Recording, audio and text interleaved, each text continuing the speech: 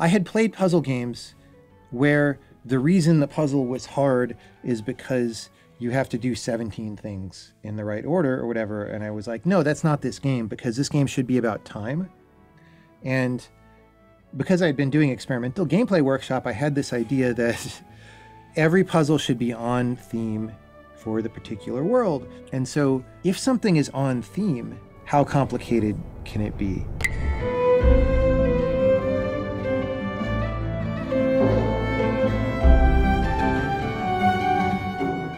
Hello, I am here in San Francisco with Marc Bosch, who is another game designer who I've known for quite a long time. And I'm not sure what we're going to talk about. It's going to be a bit of a surprise conversation. And I think we'll just go into it. I don't know if you want to say the thing that you said about puzzles on the way here, or... Yeah, I mean, the first thing is that it's going to be interesting because I've known you for a long time, but you had already released Braid when I met you. And so we never actually really talked about Braid that much. Interesting. Which I think is going to be interesting. And so I've seen the witness appear sort of slowly and had lots of questions as you were doing it. But now, going back to Braid, I feel like I went back through the game and I was thinking about what do I think about all of these things? And anytime there was a question, mostly it's going to be about puzzle design, I think, just going through the lens that, as a puzzle designer. So those are basically going to be the questions. Well, the thing that you said on the way over that seemed really interesting was you said something like, on the really good puzzles, you didn't have much to say or to ask about. And do you have any... I kind of get what you're saying, but it's also kind of a deep thing that I almost don't know what to say about. So I wonder if we can approach that before the rest of the conversation. Sure. It's just,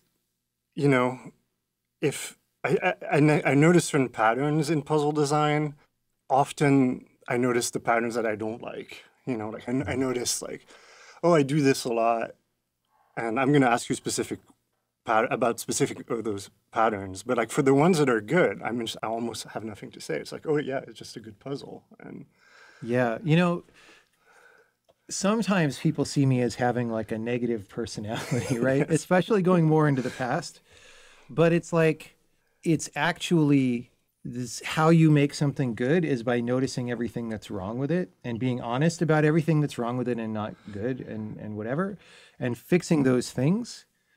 And that becomes especially true now that I'm doing team-sized games, which this wasn't really. I mean, there were a couple people contributing, but it wasn't a substantially sized team like either The Witness or the current game. And so it just becomes even more of that when there's all these people on the project, right?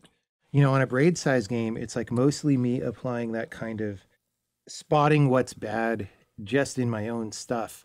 And then as the team grows, it becomes more spotting what's not cohering in this mass of things that everybody is doing, and then having to have a conversation with them about we really need to redo this, and then they're not happy about that. Whereas when it's just your own thing, it's okay, I believe I really need to redo this, and I see why, and you just do it. Yeah. Yeah. I think I'll ask about the story later in more detail, but what ended up in the game is then sort of these panels of text, which are very much like Einstein's dream in my mind, where it's trying to do a metaphor for what the mechanic is about, and then the gameplay, which is very mechanical and doesn't really connect to the metaphor directly. So those two elements feel a little bit disconnected to me, but also you sort of explained how that came about. So I'm interested if you have anything more to say about that. I mean... It's complicated, right? Yeah. I definitely knew that some people weren't going to care about the fiction part of the game.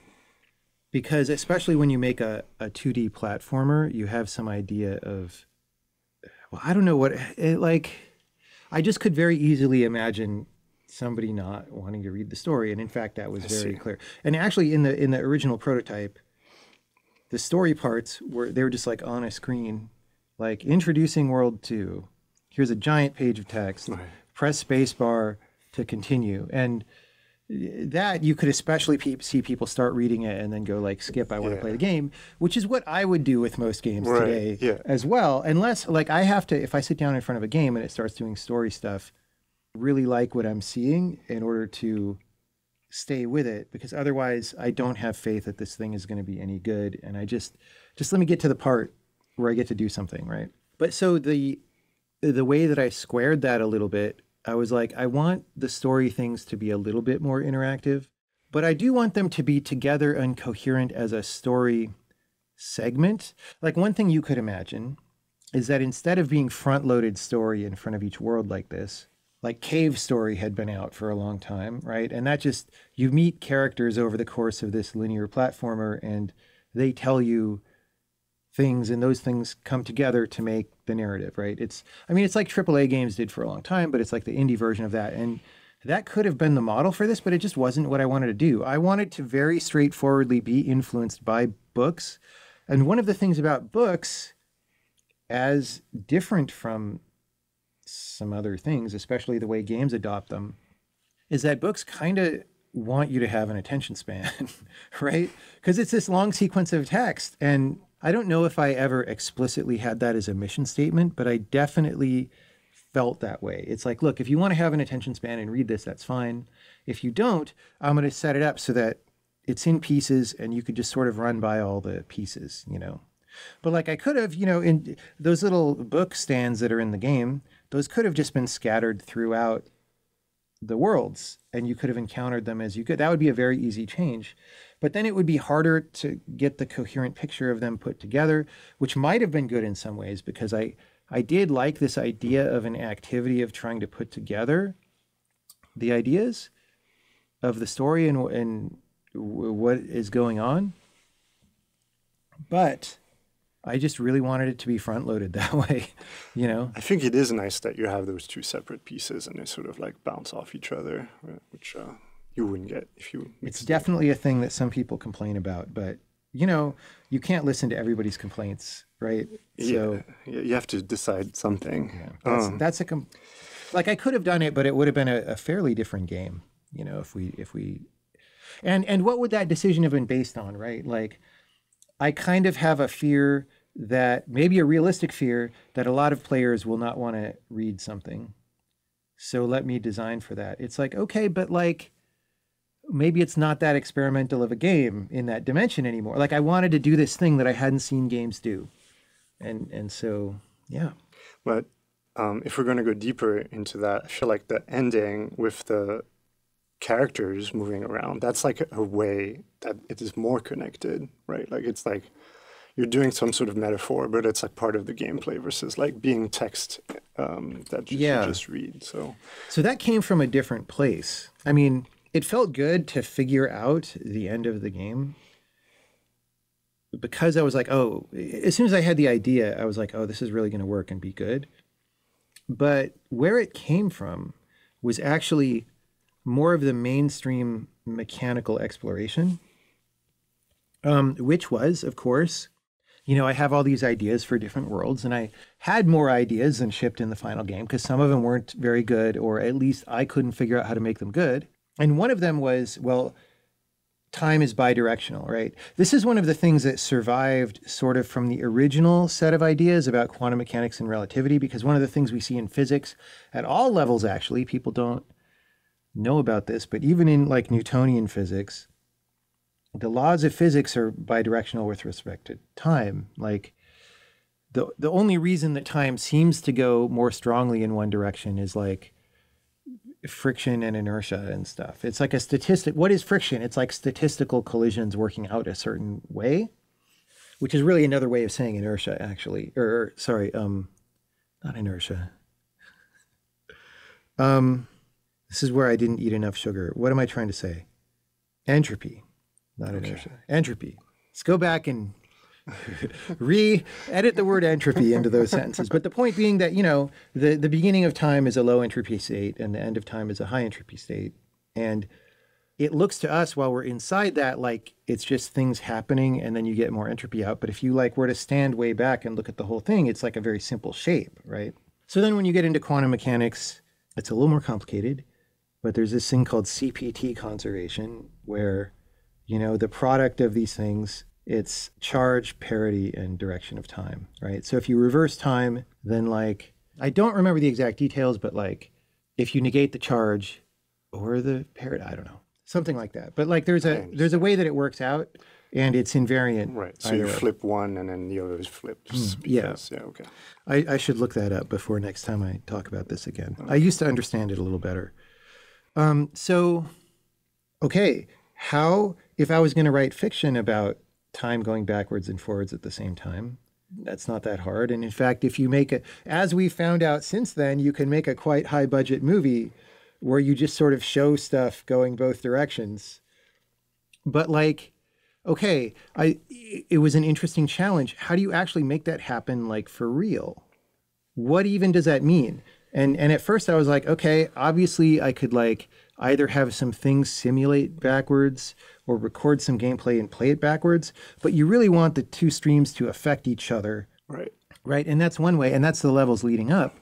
And then after that, it's like, okay, how do we use this in the story? How do we do something cool for the ending? And like, how do we use this directionality of time thematically for real, right? As opposed to just saying in the story that things going backwards has some meaning, right? Right. And that's where that came from. It was just, how do I make a good world out of this? And then I guess when I had that idea for the ending scene, that's when I knew that was the last world of the game, right? I knew it was probably one of the later ones because I had the earlier ones figured out, but I was like, okay, that's a good ending. And there we go. And I was pretty hyped because there was basically 1 week where I had the idea. I sat down and programmed it. It basically worked. And then I sent it to one friend. It was Casey, by the way. Yeah. And he played it. And he was like, yeah, this is cool, right? So there was like a week and a half of like end to end from idea to completely working thing. And it didn't change that much into the final game. It got a little bit bigger with more details. There's more like intermediate things that happen in that level, but it was basically the same idea. Could you imagine taking that sort of concept and bringing it back to the first few worlds? Like, is that worth anything? The bidirectionality? No, not the bidirectionality. The idea. The fiction part. part. The fiction part. Making it more based on the mechanics. Yes, exactly. Instead of the text. Or is there any way to make that better or worse? Or well, this borders on, let me just start in order, right? With World 2, it's really hard to do anything based on the mechanics because there's not that much yet. You just have rewind. Actually, the original World 1 was first, and you didn't have anything. And so that was even harder to do anything with. Like, the theory was, hey, we're going to have this world where people accommodate to this platform and its rules before we start giving them time stuff, because then it'll be more of a big wow. It'll be like a big surprise that they have this cool thing. But, you know, as I tried that out, I was like, well, this just isn't a good part of the game. And then also, I have to do something when you die. Because if you're going to accommodate to the elements of the game, you have to like avoid spikes and monsters and stuff. It's not like we could prevent you from dying. So what happens when you die? Do I give you lives, or do I give you infinite lives? But then rewind seems less cool, right? And so all of that went away, right? So now we start with World 2, which is not very flexible in terms of designing with it, right? Like the main thing that you have is ability to repeat things that are hard and ability to get information from later in the level that you wouldn't have had and then use that somehow, right? And we don't even go that hard on the second one. Like, you could imagine designing for that. Yeah. And then, so that's also why, you know, there's a little bit of a weird puzzle in there involving the puzzle frame and stuff. And it sort of shows up there because that's where there's room for it to show up, right? I was going to ask about that, so that's good. It's kind of an off-theme puzzle, but I really wanted to do it. You know, why? Sometimes you just really have to. Let me try to finish the current question. Okay, yes. And then, anyway, so, you know, starting with World 3, you could do more. So would it be like special events that happen at the end of each world? I'm just saying, if you bring the actual princess in there and she is interacting with the mechanic in some way, just like Right. the So other instead of ones. just the dinosaur dude being the recurring character. Yeah. I mean, so the most honest answer is I just never even thought to do that. Yeah. So originally there was just not going to be a princess in the game. Right. And that was what was going to be funny about Sure. the whole princesses in another castle thing, is like there just wasn't. But that's a little too easy, and it's a little too much of a. There's this thing in fiction and all this stuff where you do something that's a little too easy of a negative letdown surprise ending for people, and they just feel robbed, Oh, yeah, right? yeah. And so I didn't want to do that. So I felt better with the ending. But once I had that idea, I just never went back and said, what if we did this other thing? And so even right now, I'm not coming up with tons of ideas of what to do. I guess it would be, because you can freely go through the levels then, mechanically, it would have to be something like there's a princess scene, and either it's like in solved state or unsolved state, and what happens. And maybe they're nonlinear with respect to each other, or maybe they're linear, like maybe you unlock another one by finishing the previous one. I don't know. Yeah, I mean, maybe you just came up with the idea for Braid too, man. Okay. Well, I don't know. I tend to do that. So, okay, maybe we move on, even though I have tons more to say about that. No, that's fine. Okay, so okay, you talked about the quantum mechanics stuff, which became the more time, like more specifically about time, which then also in my mind became more specifically about things not rewinding when you rewind. Like I feel like that particular mechanic happens throughout the game. So I'm sort of curious, like how did that sort of progression happen, where like that element of things not rewinding became so important? I feel like you're going to say it just happened and then you just explored it. It literally did. Yes. I mean, that's the right answer. Really, the right answer is because I programmed the rewind to begin with. Yeah. And then I just woke up one morning or whatever, and I was like, oh, here's this loop that iterates over all the objects and backs up this, restores the state from the backup. What if I just don't do that sometimes? But can you explain why you had that thought? Because to me, it's not necessarily super obvious to think about that. No, but I mean, it's one of those miracles that happens in life. I mean, it's a very small miracle, right? But like how do you have that idea? And I think I've actually been explicit before that if I hadn't been the programmer and the designer, I probably wouldn't have had that idea. Of course, but there's still a leap there that is kind of interesting. Yeah. Is it just because programmers are lazy and they're like, oh, I don't want to rewind that thing? Like, that's just too much work for like... I think it might have been a little bit of me being lazy as a designer, actually, in the following way, right? So I was still, before I figured that out, I was still in this idea that we're going to do all sorts of quantum mechanics and relativity stuff. And maybe bidirectional arrow of time is in there. Maybe like quantum waveform collapse is in there somehow. I don't know, like just all these things, relativistic geometry in some way, just time dilation, I don't know. And I was like, I'm going to have to program all these things or whatever. And then, we're also both friends or something with someone who worked on a game called Spore back in the day that was like a very anticipated game from the moment it was announced, and it got people really excited, but then it like didn't really live up to the excitement. And like back then, I was trying to figure out just how, prior to Braid, I'd done all these smaller projects that I never really got off the ground. And I was trying to figure that out. And I was like, something like Spore seemed tactically a problem because it was a bunch of mini games all put together. And when you make one big game, you just get to keep polishing that big game until it's good. But a bunch of mini games and a bunch of totally different interaction loops, it seemed intractable to me to like make all those different things good. Today, I wouldn't balk at it, but like back then, it seemed like a problem. And so I think maybe somewhere in the back of my head, I was dreading, and this is, this was a long time ago, and this is me psychoanalyzing my past self in an unfair way, but like, I think I'd had all these very high, like, it's a very high level concept to say, maybe including time as a dimension like space in the game is a thing that will happen, right? There's a long way to go between that and something that's good to play. And so I'd started with all these ideas and I was thinking about them and just, I wasn't getting that much traction thinking about them, turning them into something that would be good to play. But then once I started doing Rewind, it was instantly good to play. Right. And so it's like I saw a path forward in the game that would be more interesting than the vague ideas that I had had. And so that's why I just kept going that way, right? And after you get a few of those, you're like, okay, this game's actually about Rewind now. Right. Whole game's about Rewind, or, you know, related time phenomena.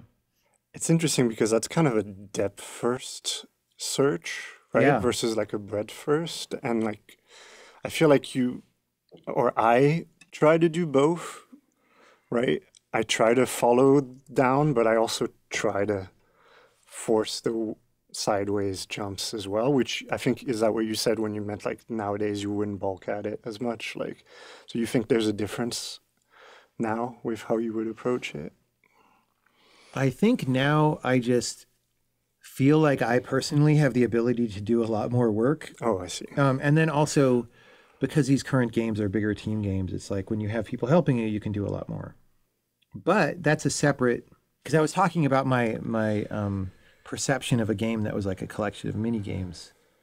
I'm actually going to have to check the Spore release date with how much this really was before Braid versus contemporaneously. I feel like it was before. Yeah, I think Spore was in development, but no, I think it came out. Yeah, I think it had come out or was about to come out, something like that when Braid came out. Yeah.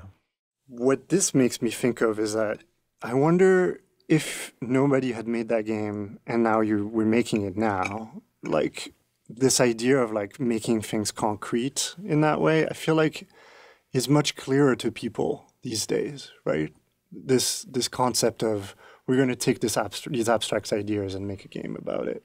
Would you agree with that? Do you mean two people being like designers of independent games or whatever? Yes. I mean, yeah. There are a lot of games that explore weird time concepts now. And are you saying it's that same? Are you saying those are the same thing? Or are they not the same thing? Like they're sort of like, oh, let me take something and make it concrete and like drill into it. Because it feels like when I hear you say that, it feels like it was the before times where like it wasn't very clear how to do that, or if that was even a good idea. Whereas nowadays, I feel like it is very clear that it is a good idea. Or are there any differences that you see there? It's hard to know exactly what to say about that because it's a big, complicated situation, right? Yeah. But I think the place that I probably know you from is the experimental gameplay workshop that I used to run at the GDC, right? Mm-hmm. And I started that well before Braid. I believe the first one was, I think I had the idea for it in 2002, which means maybe the first one was 2003. Anyway, though, the reason that I started that was that I was frustrated to some degree with what people were doing when they design new games, right? There was definitely this idea of an independent developer designing games that are not mainstream so they could be like weird, right? But like what exactly that meant, people didn't have a very clear concept. And so I started that workshop, which was at the Game Developers Conference every year, with a relatively crisp idea of what this meant to do an experimental game. And I use the word experimental because I was like, you need a way to judge success or not, which was one thing that was missing, right? It was all this like, oh, I'm being an arty indie person because I made something with like a weird character with 5 eyes and a cone head, and that's why it's an indie game. And it's like, well, actually, that's not that interesting, right? And so I tried to delineate one way that things could be interesting, which is you have some idea for interactivity that is substantially different. The idea of an experiment is that you define a priori when it's successful and when it's not, which is a little bit harder to do with art, but like at least trying to do that, right? And so back in those days, we at least had some very clear picture of what qualified as game mechanical experimentation, right? Or game dynamical. I don't love the term game mechanics as much as some people do, but it is definitely one of the ways we thought about it. So that's the mindset that I was in when I designed Braid, is that I'd been thinking about this for a few years from running this session. So I think by definition, that means I didn't think there was very much at that time of this. And now I do think there's a lot of it, but Right. it's executed in a shallow way that doesn't really get to the good part. I mean, do you feel that way too? Do you feel like, Yeah, I mean, what's interesting is when I heard you say like the drilling deep, I think is sort of showing like sort of very putting a lot of value onto everything that you see would have a lot of potential and just really like going towards that direction versus sort of imposing it from the upper level and then saying, yeah, well, now I've said I'm going to explore this thing, but like I didn't actually, I just kind of imposed the exploration from the top, from the, sort of this theoretical standpoint. I did not really go deep, and like the going super deep is the part that lets you get the good stuff. And people maybe don't. They think because they call it experimental, then all of a sudden it becomes that and slightly yeah, different. I think there's two aspects to this, and I'm trying to figure out how to separate them in my head. One of them is if you see a game that has done this, the good version of this, if you don't understand the deeper parts of what the exploration was, and you just see the surface part, which is like, oh, it has a cool, trippy game mechanic, that part is not that hard to imitate, right? Like, okay, I have some idea for a wacky mechanic. I'm going to go make that happen. And then I've got my game, right? That's one thing that happens. And now we've both been public about talking, we've given some speeches about what we think is good design and stuff. And I do think maybe at least some people use those as references out in the world. And then another thing happens, though, where that kind of exploration that we talk about happens, but just like not very thoroughly. It's like if somebody tells you to sweep the floor and you kind of like run the broom across the floor a little bit, but there's still like lots of dust on the floor. Yeah. But that dust is like very valuable gold dust that you want to put in your game, actually. Like, I feel like that happens a lot because it's like, it's really not very easy to do this weird thing that we do in game design. Well, it's weird because sometimes it's easy. Sometimes you get an idea, like on the game I'm working on now, if I sit down to design levels, there's like so many levels, right? It's amazing. But there's also decisions that are really hard to make. There's decisions that feel agonizing because like I don't know the right way to make this decision. There are some things where it's like, okay, clearly the right thing to do mechanic or to do justice to this one mechanic or decision that we made is to do a whole bunch of work so that this one piece of it is like 10% better. And I do that, and probably you do that, but like, and I'm saying probably because I don't see your day-to-day work process, right? Yeah. But most people do not do that. And there's something about maybe you miss the gravitas, right? Maybe it feels more flimsy and people don't know why. And it's because you didn't do that part. You didn't do all that work that makes the extra 10%.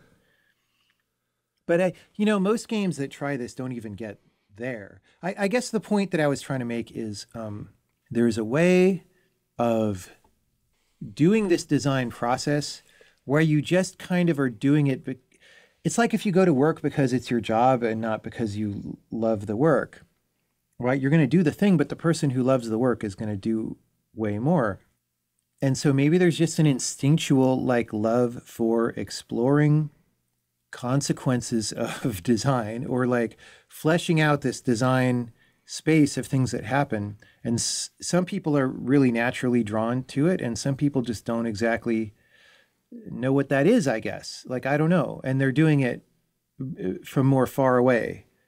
And I don't mean to say that in a way that like, I'm not trying to, be elitist or talk down on people. It's just, we see this a lot. Like, I don't think I'm saying anything surprising to you, right? It's just maybe the metaphors are weird, but.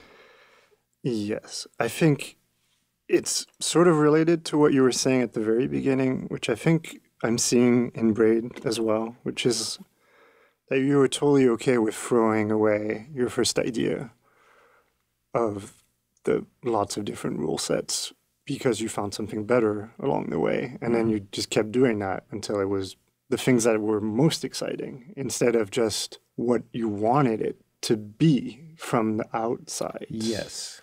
Well, okay, so I think there's something important to say there, right? And this is where I start saying the kind of thing that a lot of people won't get or they think is kooky or whatever. But like, okay, why am I a game designer? Why is one a game designer, broadly speaking? And some people will have an answer like, because I want to make things that let people have fun or whatever, right? And okay, it's not really why I'm a game designer, because like you could open an ice cream store or something. People would really like the ice cream.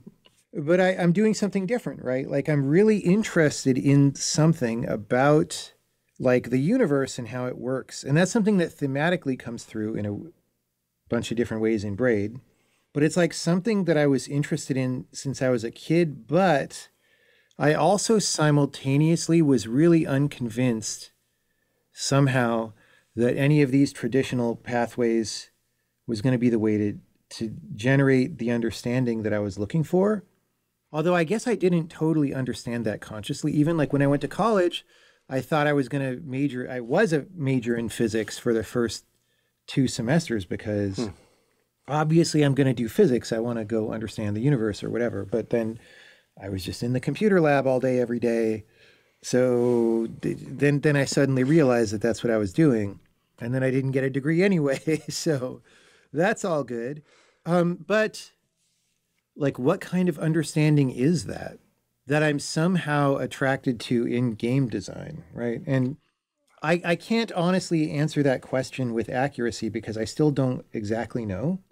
But there's some things I can say about it, right? Like a game that's running is like a little miniature universe. Yes. It generates surprise in this great way that we know how to play with sometimes. And that surprise is nice because it can give people nice experiences and it can generate entertainment. But there's also just something deeper about it that is interesting to me, right? That I don't totally understand. I don't remember the start of the question. I'm trying to bring it back around. What was it?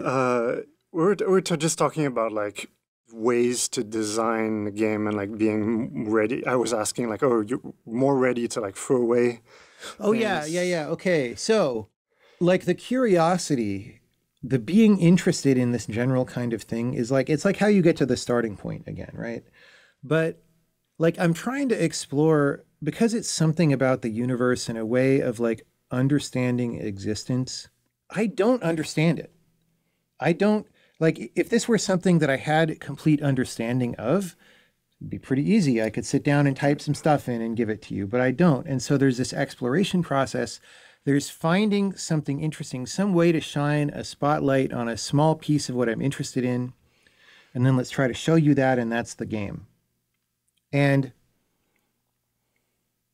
because I don't understand it at the beginning, I don't know what it's going to be at the beginning, right?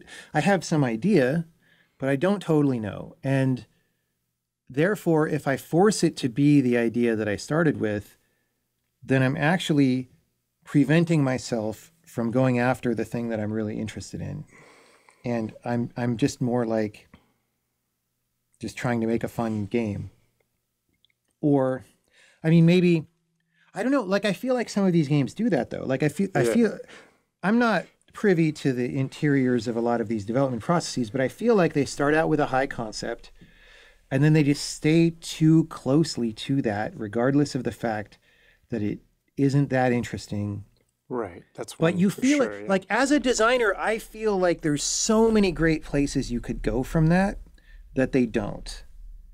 And so there's something happening there. Yes. Sorry, other designers. I don't want to be Mr. Grumpy. Well, there are some games that do a good job at this too. I'm not trying to say every other game does a bad job. I think I'm trying to, it's a very subtle thing, right? And so just saying whatever comes to your mind is going to be interesting because it's so hard to actually define what is good and what is not good. And, you know, the fact that they've tried and they've done something that doesn't like invalidate it. It's just more like, here are all the different ways that you could approach things, and like why are some more successful than others. And, well, it's especially hard to talk about for the following reason, and I'm trying to get better at this, but it's a weak spot in my personality, right? Which is another way of saying the thing about leaving the original idea behind is like, okay, at time t=0, when you start the game, you are at some level of knowledge about the world, about whatever your particular line of philosophy is that you're exploring. And you want to, by the end, by t=1, have something better, right? You want to have developed better as a person, because that's how you know that you have something good in this game, right? That you can give to people. And to do that, for it to be actual, valuable, true stuff, which game simulations, this is a whole other side thing that maybe we could talk about, but, you know, the fact that they're little universes that are simpler, but they're still, the fundamental nature of them is like ours in that complex ingredients come together and generate output in a surprising way. Mm-hmm. And if you factor out all the details, that fundamental action is still interesting, right? And it's still the same. Like, and somehow we piggyback on the real universe doing that to make a game. Like, imagine the universe didn't ever have things coming together to interact. If you could even imagine that, how would you then make a video game that had that? We don't know how to make that, is what I'm saying, is we use that property of the universe and we just adopt it, right? Does that make any sense? I mean, there's the, you know, principle that we could only notice a universe that has patterns in it. If the universe didn't have patterns, we wouldn't be there to notice it. I mean something a little bit more specific in this case, which is some kind of like patterns evolving over time or something, right? But, you know, and maybe time is fictional and whatnot, but there's still something there. Okay, so if you identify too closely with your starting idea because it's yours and this was your cool, clever idea that you had, then that's self-limiting because you're not going to walk far enough away from that to find the thing. Yeah. And so there's like an ego problem where if you have too big of an ego about your original idea, you kind of fail in this process. Maybe. Or you can always get lucky, right? But it's harder. Now, whenever I talk about this, it's hard to talk about the topic in a way that does justice to the actual things I'm talking about, because there's like, we're sitting here talking to each other, you know, because this was a successful game that a lot of people like to play. And so there's this, I'm in this role of like successful game designer who did a good thing or whatever, although some people hate this game, right? But enough people like it that blah, blah, blah. And it's hard a little bit to talk about this stuff and not jump back, because there's an ego element in like, oh, I'm a smart game designer and I know better than these other game designers who are all doing the wrong thing, all that, right? And on the one hand, falling into that mode makes it harder to talk about these things clearly and in a way that does justice to them. On the other hand, I do think those things are true, that people don't execute on this correctly. And so trying to find a way to talk about it without it becoming just an exercise in thinking well of myself is, I don't know. Like, I think I do 90% okay at that, but like, I still feel myself when I'm talking about these things. I'm like, haha. And, you know, I would like to just get better at that. Okay. And I don't know how to do it. I do know how to do it. It's just, it requires. Let's just say that you liked, like where you said, you like to see the flaws in the thing, so that's what makes it better. You do that for other people. You do that for yourself as well. Yes. So you're not being unfair to other people because you're being incredibly critical of yourself, but also, of course, you're going to like the stuff that you do. I think that's also true. Like, yeah.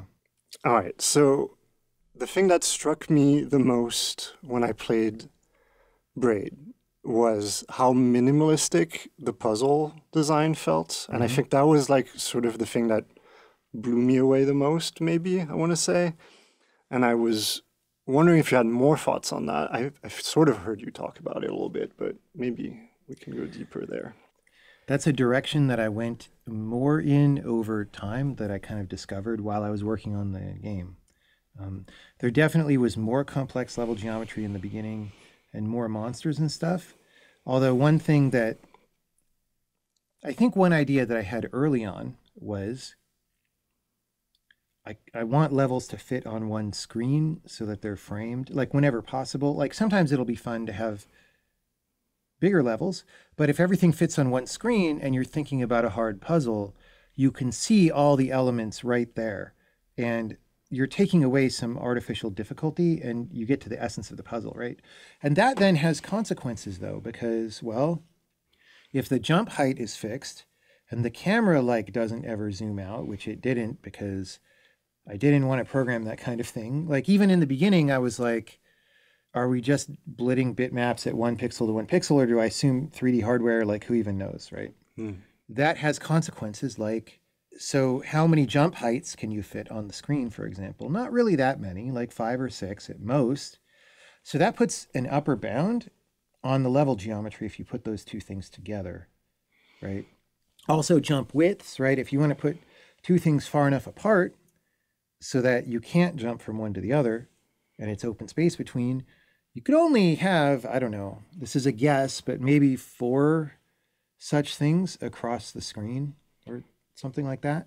So now that whatever complexity you get by putting those together is still much higher than the average complexity, but it was still this force that I was aware of, like, okay, good puzzles are going to be things where you can see all the information, and that means they're not that complicated. And I had played puzzle games where the reason the puzzle was hard is because you have to do 17 things in the right order or whatever. And I was like, no, that's not this game, because this game should be about time. And because I'd been doing experimental gameplay workshop, I had this idea that every puzzle should be on theme for the particular world, which, as I said, I did break in that one instance kind of because I wanted to, but for the most part, I was very strict about that, right?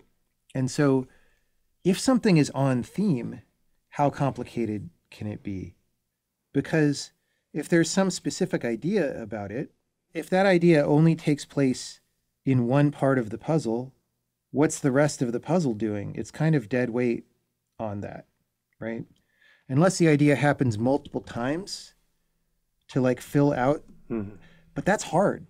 It's like a lot harder to design one idea taking place in multiple ways. We actually do that on the new game a little bit, and actually Zach is really good at that. He's maybe the best person I've ever seen at that particular thing. So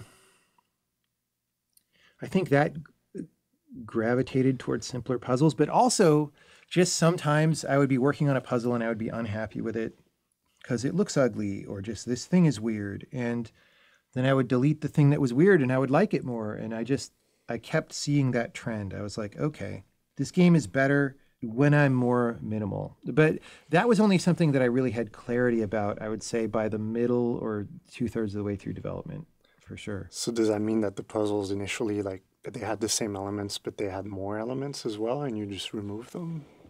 There were definitely like more arbitrary monsters that didn't have much to do with anything, for example.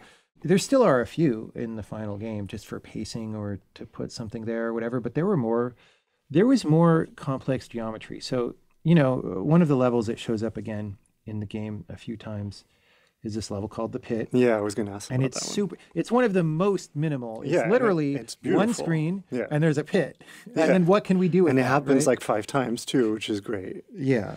And so that in the original prototype of the game, that was the level where I introduced the magic key. And the magic key was the predecessor to the current World 3 stuff we were talking about, where things don't rewind. But the idea back then was like, okay, the key doesn't rewind. It's just like special. So there was no sparkles. It wasn't it wasn't like a modifier on objects the way that it is now. It simply was, Okay. the key is kind of cool. And I was like, okay, what's a simple way that you demonstrate that to people? Well, I want to force them to figure it out and have this epiphany from figuring it out. What if they have to go into a pit and get the key, and the pit is a little higher than they can jump? So maybe they think that they could jump out, but you jump in and then you're just stuck, and then you basically have to rewind out.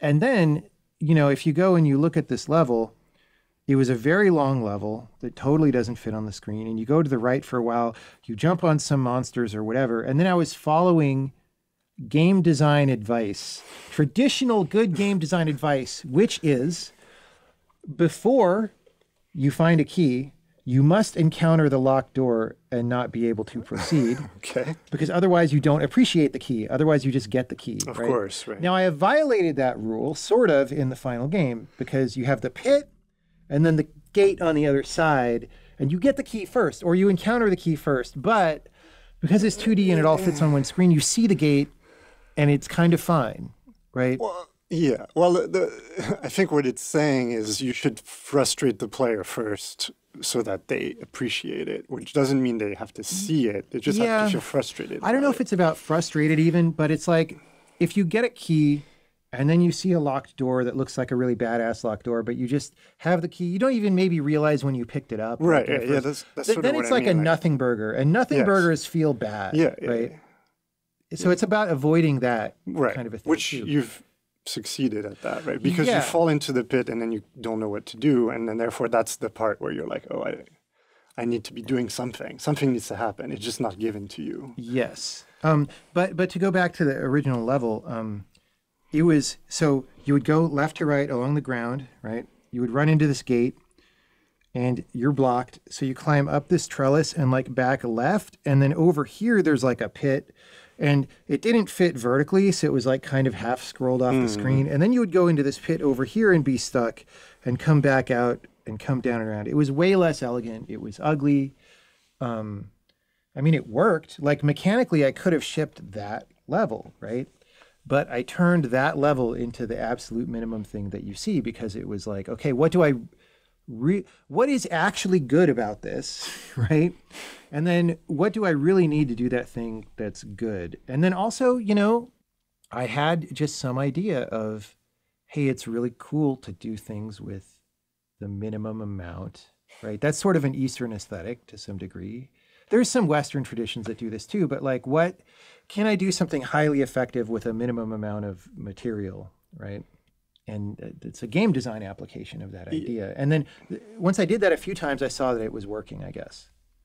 Is it a programmer thing as well? Or like, do you think it's sort of your programmer part, like liking elegance in design, like minimum code for what it's doing, things like that? It's quite possible. I mean, I didn't have that association in my head very deliberately at the time, but yeah, of course. It could be just that I trained myself that way to appreciate that.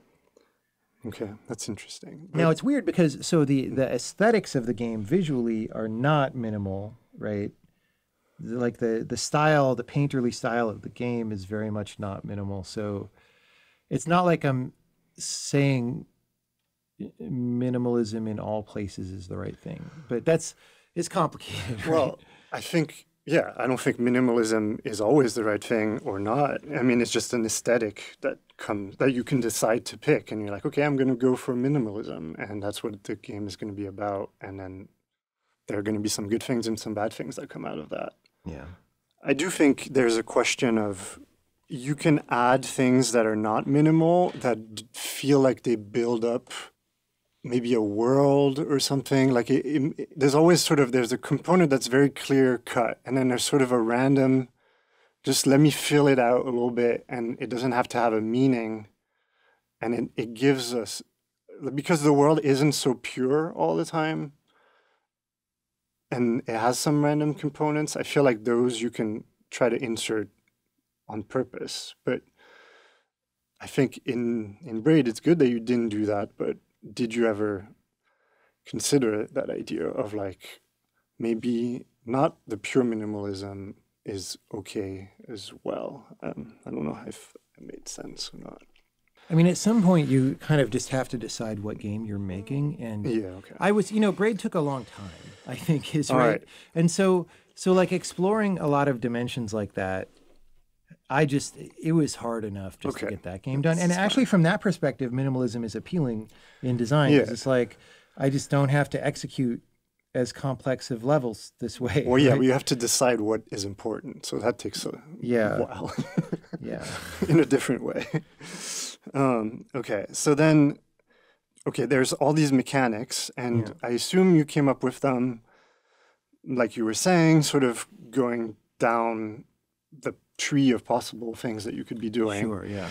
Nowadays, I think, and we gave a talk about this, like I feel like my aesthetic would be to try to combine those things as much as possible. You have the non-rewinding thing that like happens in almost every world, but like the ring doesn't happen in the time versus space world, for example, like time and space being correlated, I mean. And then there's Yes. the shadow thing could happen in the ring world. And like, especially the ring, it feels very easy to like insert everywhere. But like, there's others, things like that. And like, were you thinking about that at the time? And what do you think about it now? I thought about it toward the end of development, right? Like, is it an incomplete search of the search space to not do the combinatorics of these things? And again, I was just feeling really slammed to try and finish the game. So from that standpoint, I was like, oh man, I don't want to do all that stuff. But also, I mean, there were sort of technical problems to some degree, like, and they're not that insurmountable, but the World 4 thing that decides what time it is based on your coordinate, like how does that interact with like the time ring, and like what even is that? And then can the code be structured in a way that makes sense? I don't know. But I also, kind of like in the beginning of the project, when I had all these high level ideas and I was thinking about it, I started thinking about like, what puzzles would I make if I had these multiple elements? And I just didn't think of any that were amazing, right? But I also didn't think that hard about it. And honestly, sometimes, again, thinking about things in that high level way isn't that productive anyway. Sometimes you need to get the actual thing and then start playing with it. And then all sorts of ideas show up.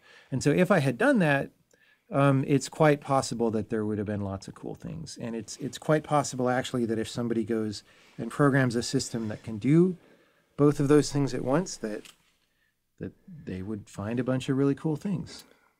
Okay. They were going to have some pain trying to do that, but if they can do it, then good for them. Okay, so let's see. You also, like, part of the minimalistic style is I feel like you don't have that many puzzles in the game, or at least compared to other games that you're making now. Oh, yeah, especially. I mean, it seemed kind of big back then. I believe the last count, I vaguely remember the number 70 or something. Well, yeah, 60 main ones, right? Plus yeah, the and then stars. Yeah. Well, and also there's stuff in the epilogue that I think of as puzzles, Right, of even though you course. don't concretely get Yeah. anything for them, right? So it's ish 70-ish, right? Puzzles in the game, which is not a lot compared to The Witness or the current game, but it sure seemed like enough at the time. Yeah. I did have a question. So when I first decided I was going to do this game, I'm figuring out the idea of it. I'm also figuring out the scope of it, right? How big is this game? And I was very conscious that I didn't want the game to be too big because I would fail to finish it. And I didn't want to fail to finish this game, right? I was going to stick to it and like do it. And, this was also a time, the late 90s, early 2000s was when games were really getting 3D and hard to make and ambitious. And there were all these games that were just failing to be completed because they were just too hard for the team to make, right? And so I was like, I don't want to do that. But even up until that time, so I started working on the game when I was on vacation, and then I had to take a couple months to finish up a previous job. But like from April to December of, I want to say 2005, that might be off by one, was when I was figuring out the bulk of the game. And December of 2005 was when I figured out the end game. And about that same time, I was saying, do I have enough worlds here to make a game? And I was like, yeah, okay, this is going to be enough. I just have to, cap it at this many worlds, and then I just have to build out puzzles. Because some of the worlds had like 3 puzzles in them or something, because that's just. I mean, I where was it going to at. ask about that. Did you have like too many or not enough? And like, what did you do about that? But yeah. Too many worlds or Too many puzzles per mechanic. Did you cut puzzles from some mechanics and A little bit. I mean, I cut for quality a little bit. I'm not sure I would do things this way today, but for Braid, I felt like it was nice if all the puzzles had the same number of pieces. I know. Right? And it's 62, which is funny. Yeah. So each puzzle is like 4x3, and so that's per world you need 12 puzzles. Well, approximately. You could like have kind of 2 puzzles to get to one puzzle piece, but that's Right. then you're kind of not really, I don't know. Sure. You're messing with the structure a little Yeah. bit. It's not as clean. Although I do, so there are cases when there are 2 puzzles leading to one puzzle piece, but it's usually simple version of idea and then full version of idea. Like I'm thinking of, for example, there's the multiple gates like underground with not enough keys thing. And it's like, here's a simple one, Right. and then here's a more complex one, and then you get the puzzle piece. Sure. But honestly, this is a little bit of an uncharitable way to say it, but that structure is a little bit of a cop-out because it means I could stop thinking when I have 12. I don't think you're missing anything. Well, it doesn't feel like you need more. Yeah, no, the game feels complete, which is why it worked. If the game didn't feel complete, I probably would have changed that decision, right? It just happened to work out that way. On The Witness later, just the nature of the ideas was that some of them just seemed to have a lot more puzzles than others. And from the very beginning, I was like, okay, we're not going to do the Braid style structure here. We're just going to let it be more variable. How did you pick 12? Was it just because some puzzles were like, so that's kind of the average number that you were getting, and then you were like, okay, now I'm just going to fill the gaps? I don't know. Okay. I mean, you kind of have to have enough to make like I had the idea to do the puzzle board because I wanted there to be a reason to collect the things. I wanted you to do something with them rather than just like a number 8 out of 12 or whatever. And I guess like Banjo-Kazooie or something like that had done this. Okay. Like you I don't collect remember, puzzles. but yeah. I don't know if you actually put together the puzzle pieces in that game. I never played it. I don't know anything about it, but people have told me since then that had that. Mm-hmm. But as far as I was concerned, it was a new idea. But so like a 2x2 puzzle is stupid, right? Because you're not even putting it together, Sure. right? So it has to be more than that, right? Right. And I just kind of landed on 12. I don't know. It's a little bit also the aspect ratio of the thing. It just kind of worked out that 4x3 was squares. Although I guess I chose that to make 4x3 good. I don't know. Okay. Yeah. Did you finish answering the combining the mechanics question, or like? I mean, I just kind of didn't do it is the answer, right? Yeah. Okay. And it seemed too hard and like a potential thing to do for another game, but I also knew I'm not going to do a Braid 2 that's just that. That's not enough for a sequel. I see. Yeah. And which worlds were the hardest to come up with puzzle? Like you were saying, like this one only had 3 or whatever. Well, World 2 was hard. Just again, because there wasn't much to work with. And you wanted that to be, like you felt it was important that was its own world, or like it could have been combined or something. Yeah, I mean, I felt like there would be enough interesting things, right? And I guess there are. I mean, World 2 is also the one where you might be the most thinking like, well, what exactly is on theme of you can rewind and not die, right? And how many of these are? So some of them very explicitly are, like jumping down the big pit that has spikes in some places that you should not hit. Honestly, in retrospect, if I were to tune the game, I would slow down the falling speed. But we didn't want to do that for this edition because we don't want to change the game. Others are more loosely like that, like, okay, I have to bounce on something with certain timing and I'm not going to maybe die, but I'm going to miss the jump, so let me rewind and do that. Or I need to jump multiple times off a couple monsters here, and it's just a little bit difficult to execute, but I could try again. And then some are very vague. So I'm thinking of like the beginning of World 2-4, where there's a puzzle piece right above the entry door, and there's like nothing near it, and you're like, how am I supposed to get this? And then, you know, you sort of travel across you throw a switch, you travel across a platform to get to the pit, and then there's a monster there, and it just sort of seems like it's a thing to dodge and avoid and maybe get killed by, and then you rewind or whatever. But really, you like get the monster back to the other side, and it's like, is that a rewind puzzle? Not really. I mean, I don't know, man. It's an interesting puzzle. It's weird because aesthetically, it feels like it does the right thing in a number of ways, where you have this challenge that's very minimal and looks impossible. There's just like a puzzle piece in the air. What are you going to do about that? And then there's misdirection to it because that monster way over there doesn't seem like it's relevant, right? It seems like the goal is to guard you from going forward, right? And you have to do something quite specific to solve it, because you have to catch the monster on the monster walks fast enough that he'll probably fall in the pit and die, and so you have to catch him on the platform with the right timing and send it across at the right time to just barely get him across, and then you have to like jump over him or something without killing him. So it's pretty hard to do accidentally, which is a hallmark of a good puzzle. And the rewind helps you with that timing and execution a little bit, except that when people are new at the game, they kind of don't get that part of it. Like if you die, sometimes, if you just die and it says rewind and you don't have anything else you could do, you're going to rewind. But like if you miss a jump, a lot of the times newer players will like, okay, I'm going to go walk all the way around the level and back up the ladder and whatever, because they don't realize they could just rewind for 3 seconds. But from that standpoint, yeah, I think that's why World 2 was the hardest, apart from the worlds that didn't make it into the game, which were so hard I couldn't get anything. Right, which is probably a sign, obviously. Okay. Yeah.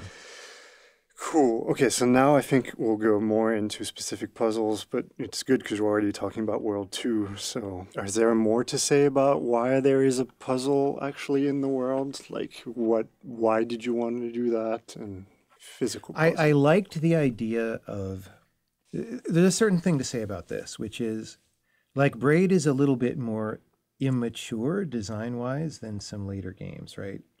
And so there's things like, when it's your first big game that you know, or not big, but like the first game that you know is going to be really good and is going to gel, there's this temptation to put all these good ideas that you have in there, right?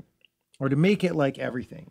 And so the idea that I had was like, whenever I do a pattern like that, I like to transcend the pattern at some point or break it in a surprise way, right? So with the stars, this happens too. There's like a really weird star that actually involves the puzzle pieces. Spoilers, everybody. I'm not going to say exactly what. And that's one that people hate when they figure it out too, but sorry. I thought it was fine. Yeah. It's a short game. Deal with it. But you know, like I wanted everything to be as good as it can be. And like, what is better than just having this very parallel sequence of there's a puzzle per world and they have 12 pieces and it's very regular. It's having that same sequence, but then with like a magical break surprise in there somewhere, right? And I do think I executed that imperfectly because it is like, that is the one puzzle in the entire game that you cannot solve when you get to it. And right. That's messed up. Like, because that's actually a very strong property for a game to have, that it's only your knowledge that determines whether you can solve it or not. With that puzzle, that's not true. And it's a flaw somehow, but it was too late to redesign the game, right? So, and for this edition, of course, I didn't want to go like, quote, fix that thing and destroy all of World 2, right? Like, it's just, yeah. So we left it. But and I'm not totally sure what I would do. Like you have to start moving things around and like, okay, we need to shift some puzzle pieces from later in the game earlier, but that means all those puzzles, which are all integrated with the particular level, have to change. You have to redesign so much stuff. I just didn't see how to do it. And then maybe it's too easy. Maybe by the time people get to that puzzle, they just have all the pieces. And then you have the nothing burger, like the key in the door, right? And so I just didn't know. But that was the thing, is like, let's establish a pattern and then let's like hyperspace out of that pattern in a totally unexpected way to also join it together into the rest of the game, because otherwise this mechanical thing of playing around with the puzzle pieces is just kind of a separate thing that isn't as meaningful. But if you tie it to something else, now it's more meaningful, or it's more intertwined with the rest of the game. I thought you were going to say that, yeah. But why would you even make puzzle pieces that touch each other? Like, you have to actually make a puzzle with them. That was just the idea that I had, right? Like, that was the, so there's the question, how do you get collectibles and make them meaningful? And there's a couple different ways. So there's a different, people probably don't think about it as a collectible, but you know, in Braid, a different way that this happens is as you solve each world, I guess it's once you complete the actual puzzle piece, then that stairway sort of shows up and you can get up to the attic, and it's sort of like you're collecting the stairway pieces, right? But that's a way of making it matter, because you can go climb on those stairs even when they're incomplete, right? And you're like, oh, I can get up 2 of them, but then this one's gone, but I see if that were in place, I could go up 2 more. And like it just, even though logically speaking, you need 5 out of 5, right? It's just better in some way, right? And so with the puzzle pieces, it's like, okay, why collect puzzle pieces? 1, it like matters. 2, it could tie into the story because you have an image, right, that you're gradually revealing, and it gave pacing that you can play with. So that's why there are puzzle frames in the middle of levels often.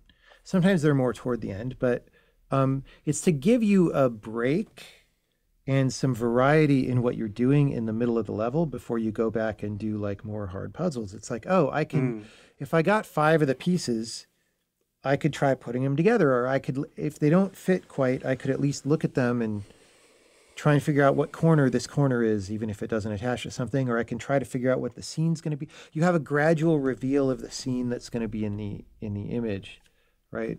All those things are positive. And I didn't have a different idea that was better, that had as many positives.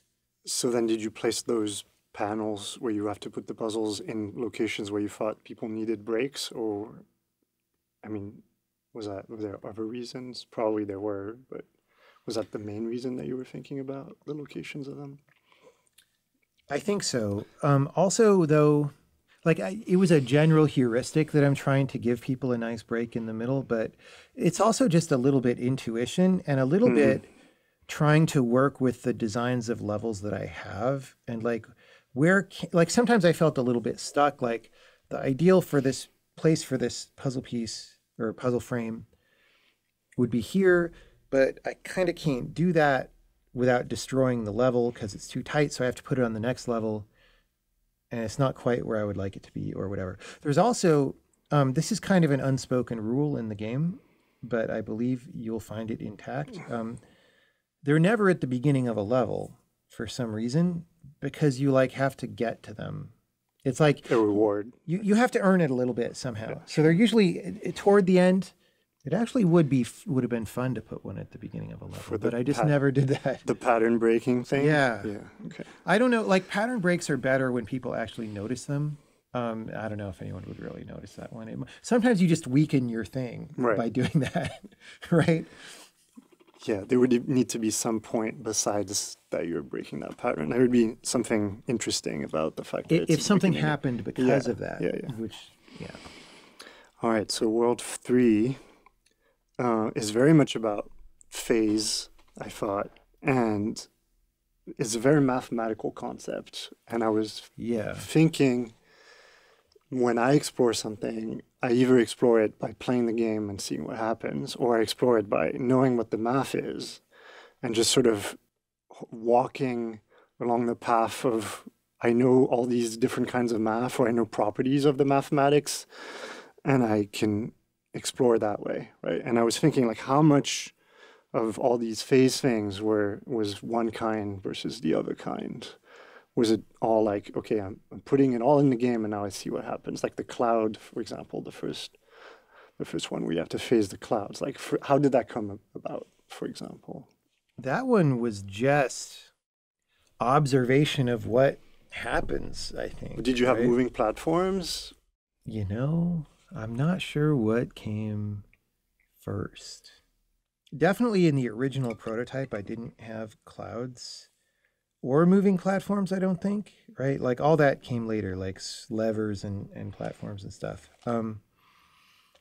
But I think I was thinking about, like, it's very easy to imagine two of the same thing next to each other and one rewinds and the other one doesn't, right? And then like what happens? Okay. Yeah. And what's a simple version of that? You could, and it's a very easy way for the player to see the illustration of the thing, right?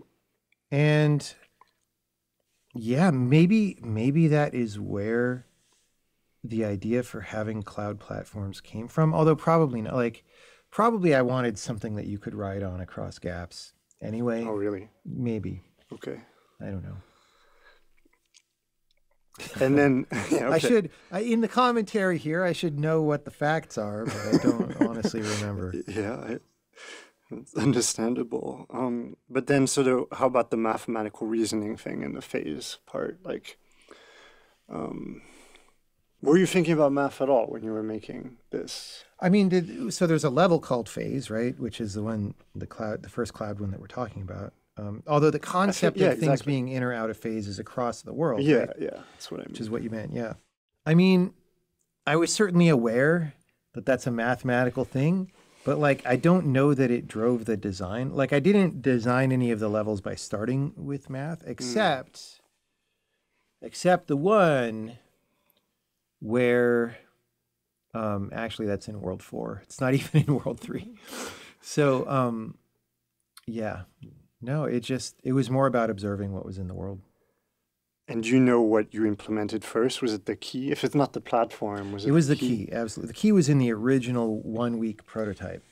Yeah. See. And then platforms and clouds and whatever being unrewindable came later, right? Because I had to have the whole idea like, oh, it's a modifier on objects, which, you know, that fits into the experimental gameplay way of thinking. Once it wasn't that hard, and then it's like, oh, well, players need to be able to tell the difference without just like in the original game, there was no way to tell that. It was like a surprise that the key didn't rewind, and it's not that simple of a situation because it's just you're grabbing it and then you rewind and you come out of the pit and the key just like kind of comes with you. It just feels weird and you don't even know exactly what happened. It's not like the key doesn't rewind. It's that you got it out of the pit, I guess. I don't know, right? And so part of what happened when working on the real game was, how do I clarify this in some way? Oh, it's a property of this object. It can be applied to any objects. Okay, well, we do this particle system and later this distortion field kind of a thing. Okay, so this is sort of related, but not really. And you have this option to pause time completely instead of going back and forth. And was that, I would guess it was controversial to make, because to me, it almost feels more fun to go back and forth and more about the time. But it makes it much easier when you can just pause it and just wait for things to happen. And it's also not very discoverable, I feel. Yeah, I mean, the way that happened was just, in the very beginning, there was just rewind at 1x speed, and then you stop rewinding and the game goes forward again. And there are some situations when you want to rewind a lot, right? So that's why there's speed adjustment. But then also, With this weird thing, like you can rewind and then the game goes forward. It's very, it doesn't feel that good.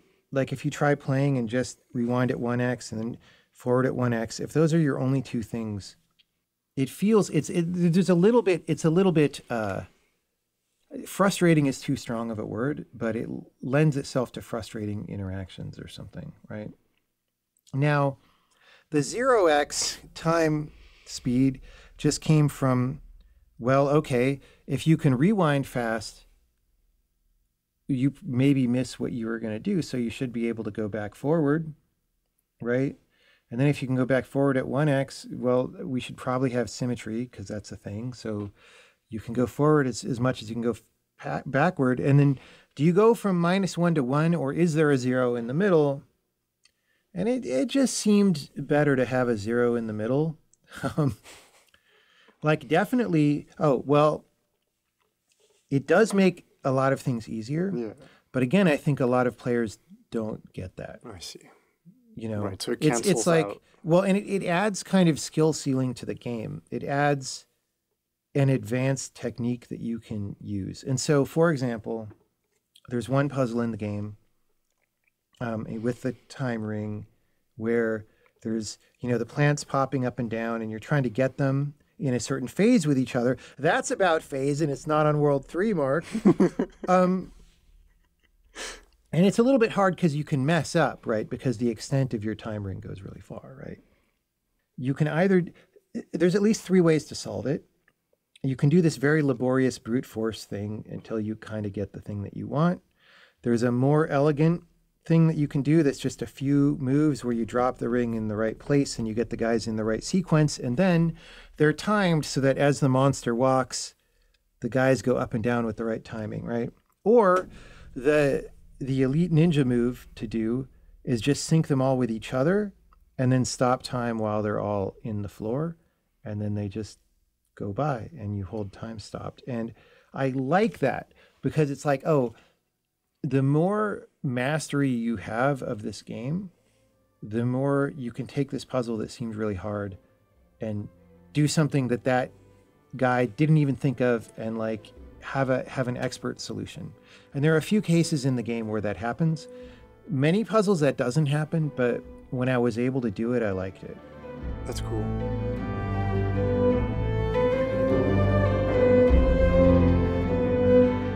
In this episode of the Braid Anniversary Podcast, Marc ten Bosch asked the questions, Jonathan Blow answered the questions, Jason Brisson produced, and Will Torbett edited.